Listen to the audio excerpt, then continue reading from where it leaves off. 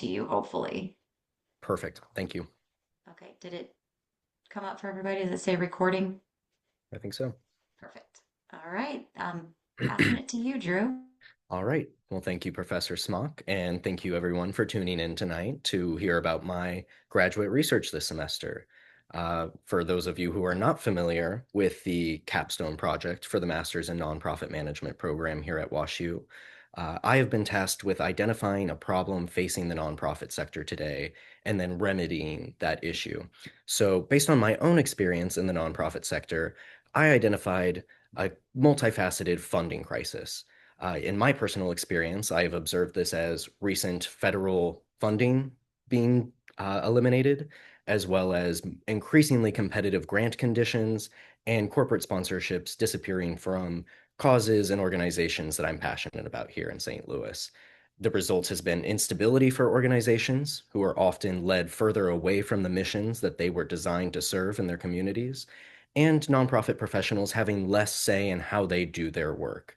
So that's all my own perspective, of course. So I decided to do my homework. And as I conducted my literature review, I found that some of the leading voices in fundraising had a lot to say about the US funding crisis and how it's existing right now. In fact, they prescribed that one of the best approaches for remedying this issue, especially for small and mid-sized nonprofits, is to steer away from foundational funding, which they consider government or corporate or large foundation support, and more towards grassroots models of fundraising, which would be essentially distributing economic support across a community of countless individuals. In terms of grassroots fundraising, there are already several creative approaches to this solution. In fact, the Girl Scouts beat me there years ago. They have been effectively selling Girl Scout cookies in neighborhoods across the country for years, which has been just one of many ways that we can lean on grassroots supports to diversify revenue for nonprofit organizations. My literature review also consisted of more studying into social enterprise models and how these hybrid organizations that are not quite businesses but not quite nonprofits can utilize market methods to serve social missions. I also researched donor behavior and the psychology of why people give and how they participate in fundraising events. I also considered the roles and responsibilities that come with these unique third-party actors who are trying to balance a unique position in the market. But after considering all of these very valuable resources in my literature review, I was prepared to pose my central research question, which asks, how can grassroots fundraising and social enterprise models enhance nonprofit autonomy and financial sustainability in response to the US funding crisis? Now, I know that is a mouthful, so I break my research down into 5 goals. One, I wanted to talk to the boots on the ground, essentially seeing how practitioners within nonprofits here in the St. Louis nonprofit community are experiencing the US funding crisis in real time. Two, I wanted to better understand the community that I was trying to connect with and rally support within in order to support these nonprofits. Three, I wanted to test the practical viability of a merchandise-centered fundraising model, making sure that it not only was able to raise funds, but also remain financially sustainable on its own. I also wanted to consider the ethical and evaluate the considerations surrounding ethics and what it would meant to be a unique organization like this in the market. And I wanted to generate real actionable insights that nonprofits can use now, not just a hypothetical solution down the road, but real relief and real results to address this very present issue. So, with these goals in mind, I came to realize that I was going to need a vehicle in order to achieve some of the objectives I had set. So, I introduced to you the pilot for this project, which I called Printing for a Purpose. Printing for a Purpose essentially enabled me to submerge myself into the nonprofit, into the St. Louis community as a vendor who was selling fundraising merchandise focused around missions. I did this at 3 live sales events, the first being the Hellbender Festival, the second being Tower Grove Pride Festival, which you can see in the photo on the left, and the third being the Cherokee Print Bazaar on the right, which happened only this past Saturday. These 3 live sales events offered me the opportunity to understand what the community was looking for and the exchange between fundraising merchandise and the support that they wanted to offer to community organizations. But they also offered me the opportunity to conduct other forms of research, such as my market interest survey, which I conducted at Tower Grove Pride, ultimately gaining 40 responses from early supporters who either purchased merchandise or signed up for my newsletter. A small note that friends and family who came out to the event were intentionally excluded from the survey as to not bias the survey results, but ultimately captured real supporters acting in real time who are interested in this kind of merchandise and supporting their communities by answering 5 very short, simple questions that took less than a minute total. But this was only one aspect of the research that I conducted in total. My research design used a mixed method approach, which utilized 9 practitioner interviews with civic leaders in the St. Louis region, 1 market interest survey conducted at Tower Grove Pride, which I mentioned, and the 3 live sales events, which effectively enabled me to put mission-aligned merchandise into the hands of local supporters. Now, this multifaceted research approach produced a lot of data, and I coded it essentially into 5 categories based on the literature review and the goals of my research. And I'm going to take these on one at a time for you to explain what I learned from all of this. One, starting with the US funding crisis, my interviews with local organizations shed light on how the nonprofit funding crisis is real and happening in St. Louis. Not only are St. Louis nonprofit practitioners aware of this issue, they're talking about it, they're worried about it, and they're not entirely sure what they're going to do. They describe situations such as federal grants disappearing from beneath them, corporate sponsorships suddenly disappearing after years of dependable support, and foundational grants becoming more competitive and more restrictive when they were paid out. All of these conditions lead me to confirm that there is absolutely an urgent need to transition from foundational fundraising towards grassroots fundraising. Which brings us to our second point, grassroots fundraising.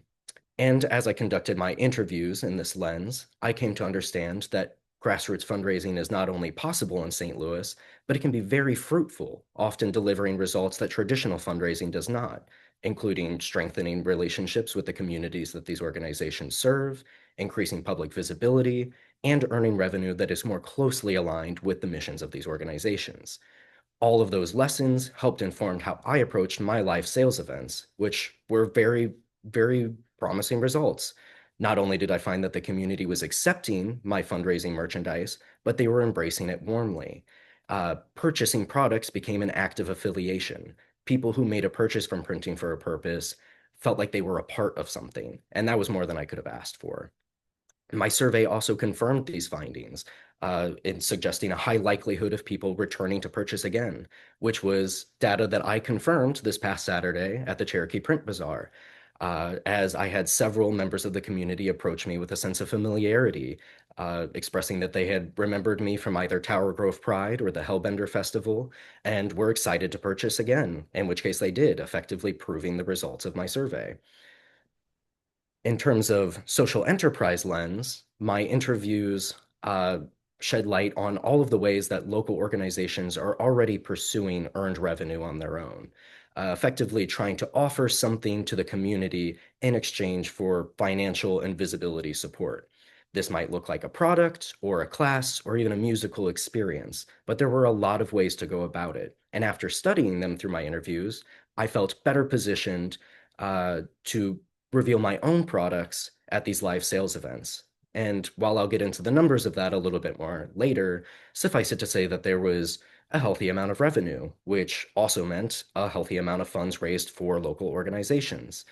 Uh, Survey findings also gave me a lot of data to build on this success in the future. So while there was already success in my live sales events, I came to better understand the early supporters from these events so that I can narrow in on where I might find them in the future and what kind of products they might like to see down the road. Concerning ethics, my interviews stressed how important it was to build an organization like this on a foundation of community trust and support, and how fragile that is, which is why it is incredibly important for me to emphasize and be transparent about which organizations are benefiting, how, and why. Uh, these values shine through in the survey, as many respondents highlighted the specific causes and organizations that they wanted to see benefits. And the responses and interest that I got at live sales events revealed even further ethical considerations that I had not made, including production, ethics in how I produced my merchandise, which is why all of the clothing sold by Printing for a Purpose is on upcycled, repurposed clothing rather than new textiles, something that was very strongly supported by collaborating partners as well as the community who was purchasing these goods. And as I examined partnerships in my research, nothing was quite as informative as the live sales events I conducted. Live collaborations with these partners really demonstrated to me what worked and what could work better in the future. Of course, things like mission alignment, clear communication, defined role responsibility were all things I came to understand a lot better through these events. My interviews with other organizations and nonprofits in the community helped me understand what other entities might be looking for in future partnerships and collaborations. And several interviewees were eager to connect me not only with their own organization, but other organizations that they thought would be interested in partnering with Printing for a Purpose. My survey data also asked survey respondents what nonprofits or causes in St. Louis they would like to see my organization partner with, in which case I have a long list that I have not quite explored within the scope of this project, but I take all of this as a vote of confidence as I proceed with an entity like Printing for a Purpose. So, in summary, my research revealed that the nonprofit funding crisis is real and it is happening in St. Louis. Not only this, but these nonprofits are looking desperately for more accessible, low risk opportunities to diversify their revenue and fund their missions. Not only that, communities are eager to support these nonprofits that are in need of funding. Not only that, but they also want mission aligned, artistic, sustainable merchandise. I have discovered that an entity like Printing for a Purpose can effectively act as an intermediary organization, bridging the gap between the needs of nonprofit organizations and the desire to support civic action by the community. Of course, this is only achievable when built on transparency, trust, and honesty in order to achieve market success. But if all of that can be done appropriately and ethically, then there is certainly an appetite on both the side of organizations and within the market to continue partnering and producing fundraising merchandise for community consumption. But I will recognize that all of these findings so far are very qualitative. And so let's take a moment to look at the quantitative data of how Printing for a Purpose operated this past semester. As you can see here, these are the gross revenues of each of my 3 live sales events and the funds that were effectively raised from those events. You'll see that I brought in just over $2,500 in revenue this year, which raised $344.60 in total funds for nonprofits in the community. Not too bad, I thought, for 3 live sales events over the course of 5 months. And here's how those numbers show distributed across the 6 benefiting organizations. Some certainly more than others because they had more events that their merchandise was being sold at, but I'm confident that in the coming year all of these numbers will grow, especially proportionately to how Printing for a Purpose can grow. And since we're and to consider the ultimate viability, while this is very good and well that we can raise this money for nonprofits, it really only means something if we can do it sustainably and continually over time. So it's important to consider how Printing for a Purpose can sustain itself as well, which is why we will compare total expenses to the total revenue made this year. You will see that between raw materials, event fees, donations to partners, and everything in between, I spent just over $2,600 getting this project up and moving. Uh, when put beside total revenue, my net income was negative $84.40, which is honestly much better than I was expecting it to be doing at this point in time. Why is that number negative? Well, there were a lot of necessary one-time startup purchases. I made some mistakes at the beginning that I have corrected for. I'm only halfway through the annual cycle for a lot of my purchases. I already invested in raw materials that I haven't quite printed on yet, and I made a bunch of merchandise which hasn't had the opportunity to sell, being only present at maybe one event so far. So, with all of that in mind, another way of putting this data is to say that Printing for a Purpose was almost 97% efficient. In fact, it was almost 100% efficient, which for an early market startup I think is pretty good.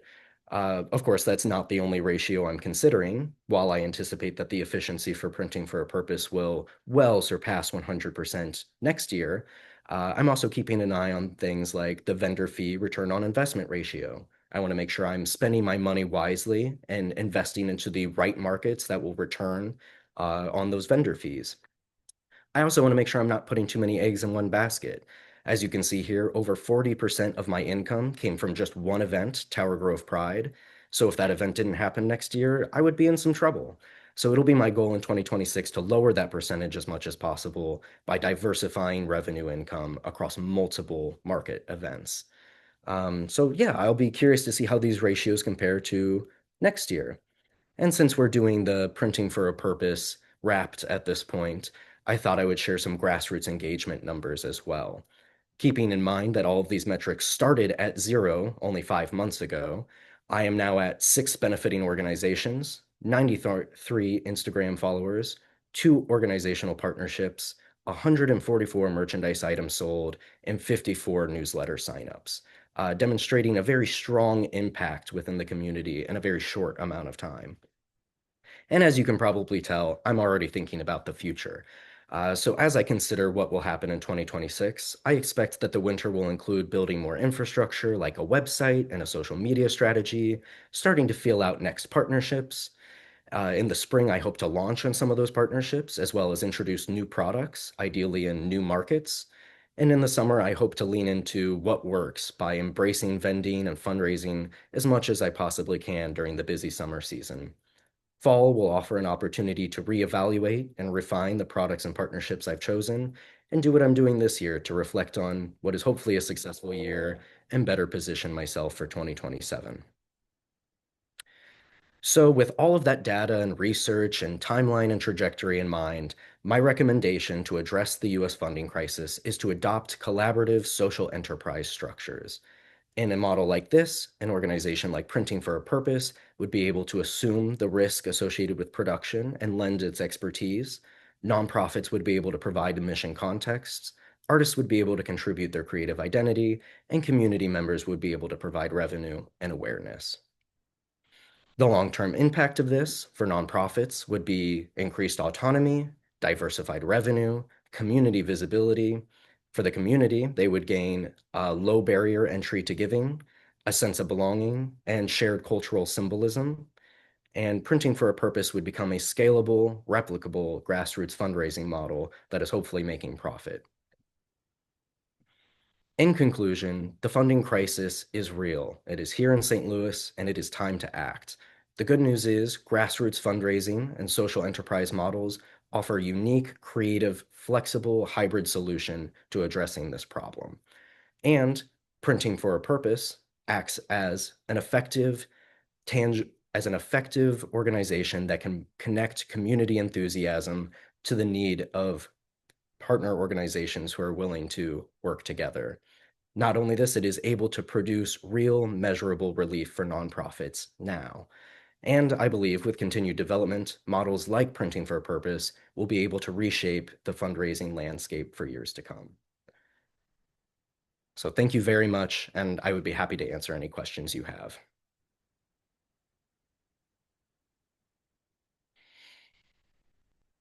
I know there's only 3 of you. Right here, Natalie. If either of you have any questions, you are welcome to come off mic and ask away. I have a question for you, Drew. Is Printing for a Purpose a nonprofit itself? That's a really great question. I'm definitely operating the entity under the guise of my research right now, and I'm not entirely sure how I want to incorporate. Uh, as it is a social enterprise, it has the flexibility to ideally be one or the other.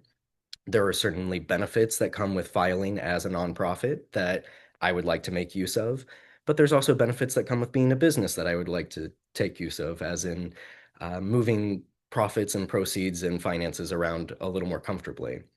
So I'm not entirely sure how I will file in this coming year, but I'm hoping to find a unique path between these two where I can balance civic interests as well as retain the ability to operate within the market uh, more personally. Yeah, excellent. I love the idea. I think it's a great idea, and I'm in agreement with you on the grassroots piece of it. I'm curious as to how you would encourage one to go from this transactional giving, this grassroots transactional giving, and turn them into a long-term donor to continually support the organization when you don't have that thing that they take away. Sure. I think building a relationship with your donors is important, just as you would with large donors, even. And that started already by building Instagram followers and getting newsletter signups.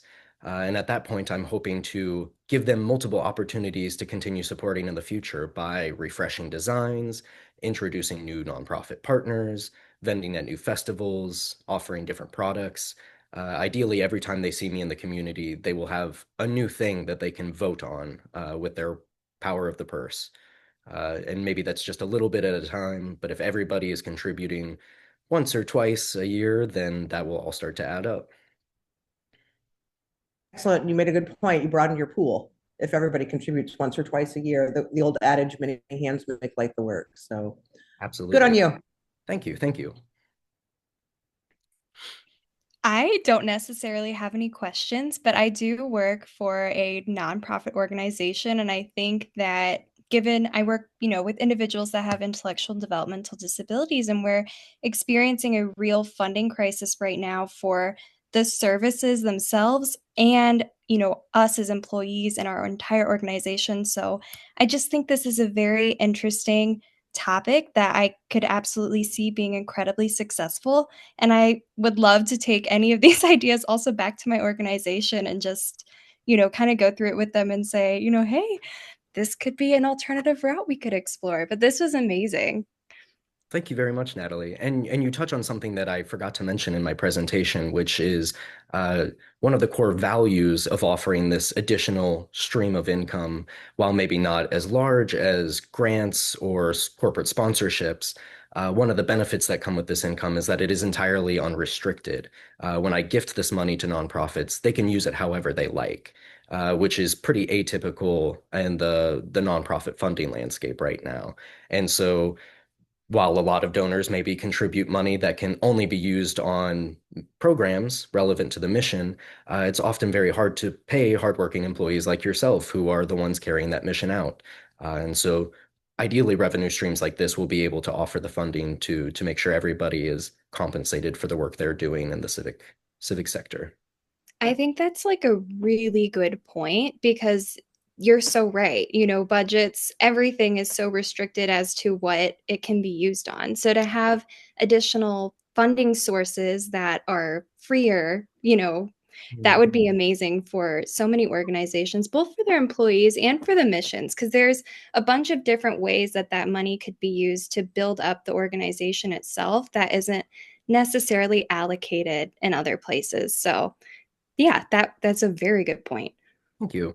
And as I said, the goal of this is to create a replicable organization. And so while I might not myself start several businesses that are all donating a portion of their proceeds to a cause, anyone who runs a business has the ability to do this. And while I recognize that is certainly hard given the volatile economic conditions we're all experiencing right now, if more businesses did just a little bit, then we could all pool that money to achieve that goal together.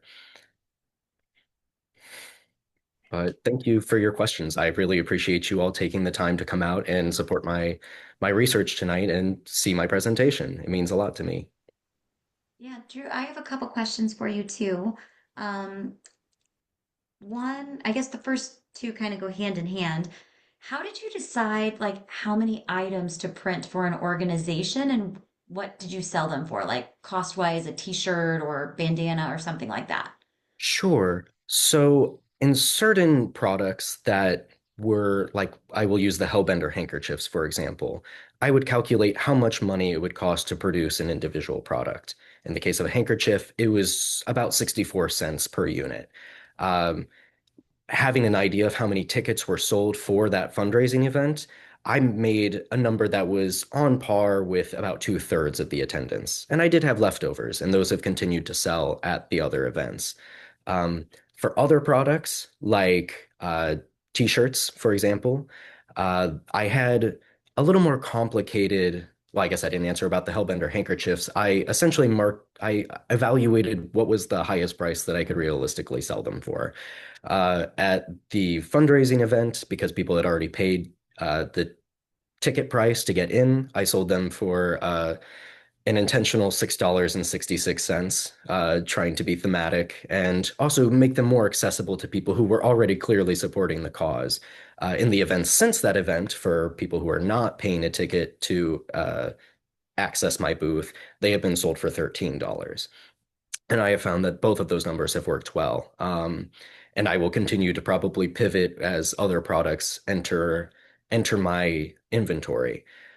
For other things that are a little more inconsistent, like clothing, like especially as it's all upcycled, each unique clothing item is a little different.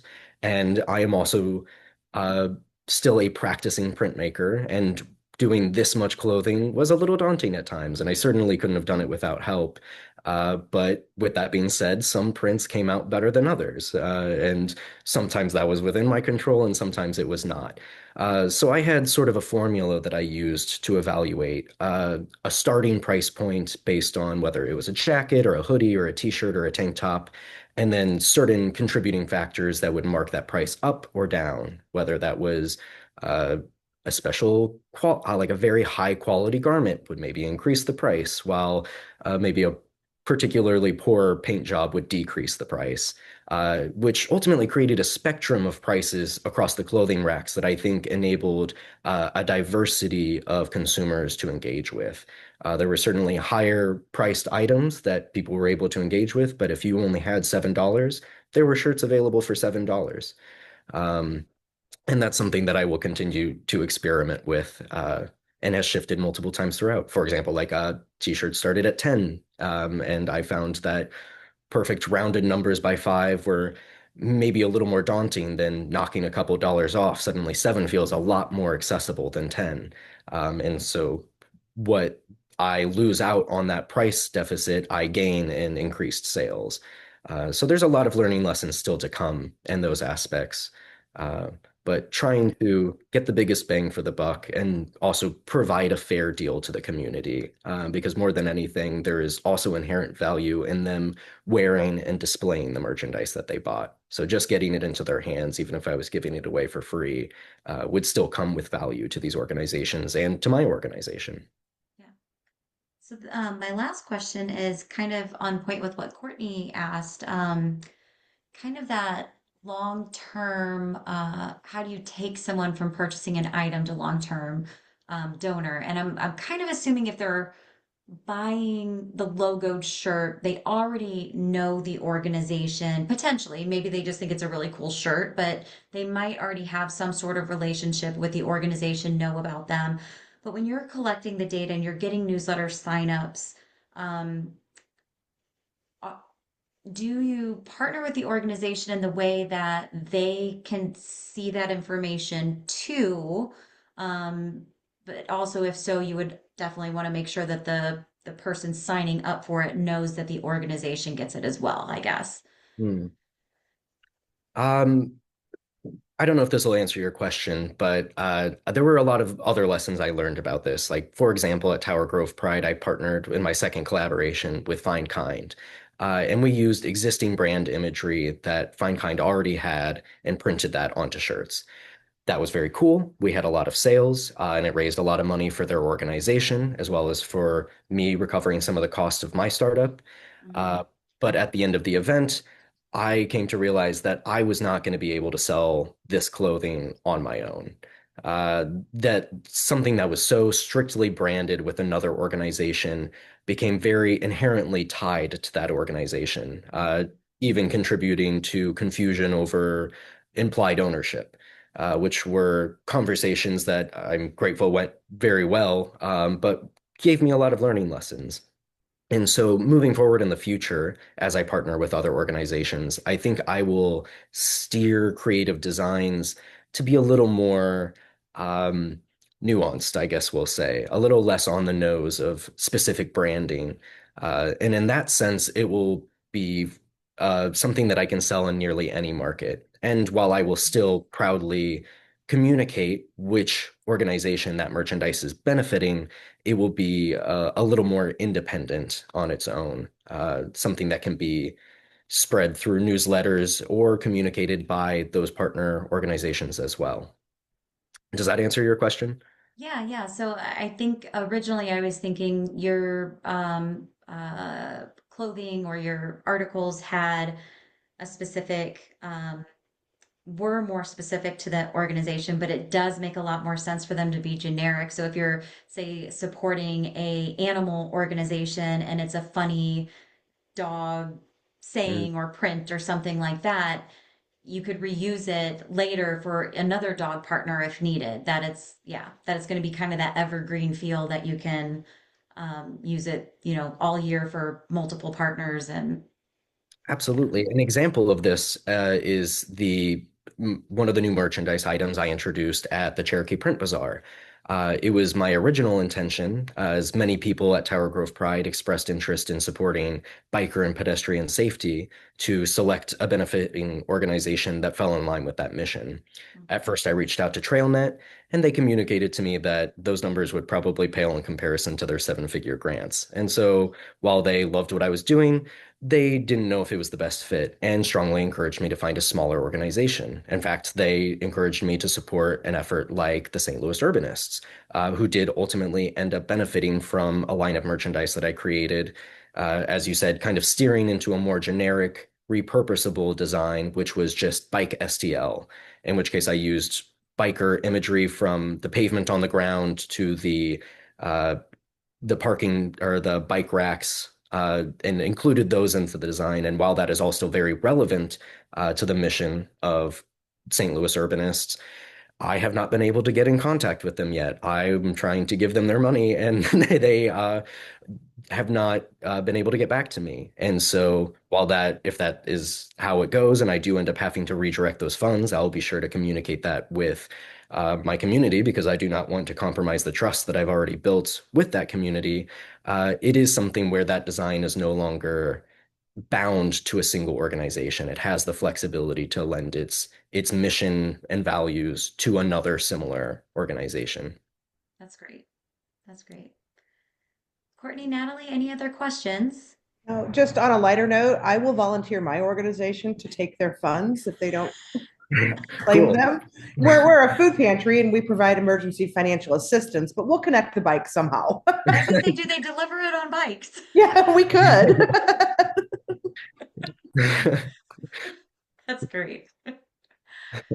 Well, Drew, do you have any final questions or anything else that you want to I guess as a closing remark, I just want to shout out everyone who made this possible. I really could not have achieved all the success that I saw this semester without the just incredible support I received from my friends and family who showed up to help me set up and break down at events and spread the word and get their friends to follow my account and who bought merchandise as well and helped make this a sustainable project. I'm just incredibly grateful to be surrounded by so many great people and to have made so many great connections. All of the interview subjects who lent their time and allowed me to come in and better understand them and what they were dealing with, especially amongst their very busy, stressful schedules, was just really very helpful for me and my pursuit to change the world with my art. And I am just forever grateful that I've been able to do that. So thank you all. Great. Very good. Will we see you at any of the winter markets? You will see me at the Yule Cat market. I will be the only other market I have on my planner at this point. It will happen Saturday night and Sunday morning and the weekend before Christmas. It will be at the Crack Fox in St. Louis, downtown. Uh, and I expect they will have me positioned upstairs. But I will be somewhere in that building for those 2 days, continuing to sell the merchandise that I've already made and raising funds for the community. So I really hope I see you there. Very good. Well, thank you, everyone. Thank you. See you at Thank the, you. Thank you. all right. Stop recording.